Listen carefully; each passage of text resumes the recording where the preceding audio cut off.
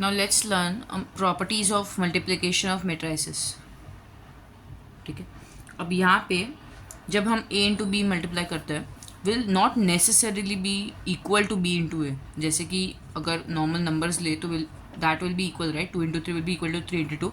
But matrices में ऐसा नहीं होता. मेट्राइसिस में जो पहले आता है और जो सेकंड आता है वो मैटर करता है. a into B will not be equal to B into A in most cases, मतलब सब cases except for few cases जब वैल्यूज इक्वल हो. फिर a into B into C. ठीक है, हम लोग ने ये एसोसिएटिव लॉ में पढ़ा था ना. एसोसिएटिव लॉ क्या बोलता है कि अगर ब्रैकेट के बाहर और ब्रैकेट के अंदर साइन सेम होता है तो हम ब्रैकेट्स को शिफ्ट कर सकते हैं, राइट. तो a इंटू बी अगर ब्रैकेट में है into C will be equal to a into B और c ब्रैकेट में रहेगा.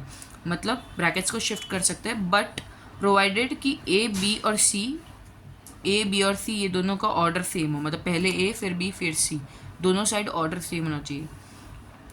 डिस्ट्रीब्यूटिव लॉ क्या कहेगा, a into b plus c bracket में will be equals to a into b plus a into C.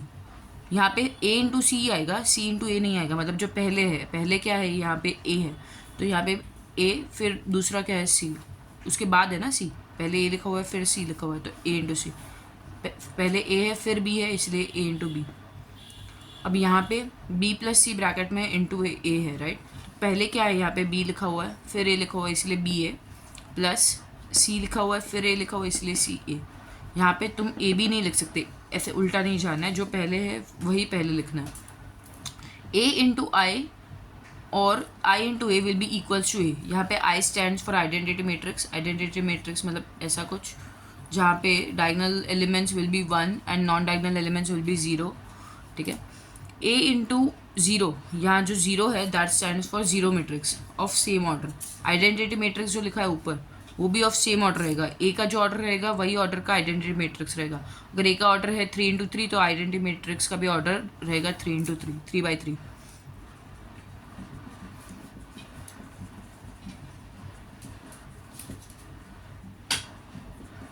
ठीक है, a into zero will be zero matrix और 0 into A will be zero matrix.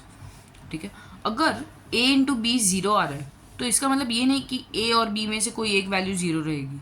ऐसा ज़रूरी नहीं है. a मैट्रिक्स और b matrix की अलग कुछ तो वैल्यूज़ रहेगी जिसका आंसर ज़ीरो आ सकता है. मतलब ऐसा नेसेसरी नहीं है कि इसमें से कोई एक मैट्रिक्स तो ज़ीरो मैट्रिक्स होना चाहिए अगर a इंटू बी का वैल्यू ज़ीरो है तो.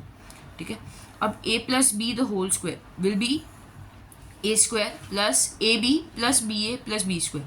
यहाँ पे 2a भी नहीं रख सकते जैसे हम लोग नॉर्मली करते हैं. ये मैट्रिक्स में a b और b a डिफरेंट रहता है, राइट. दोनों इक्वल नहीं है. a minus b square will be A square minus a b minus b A plus B square.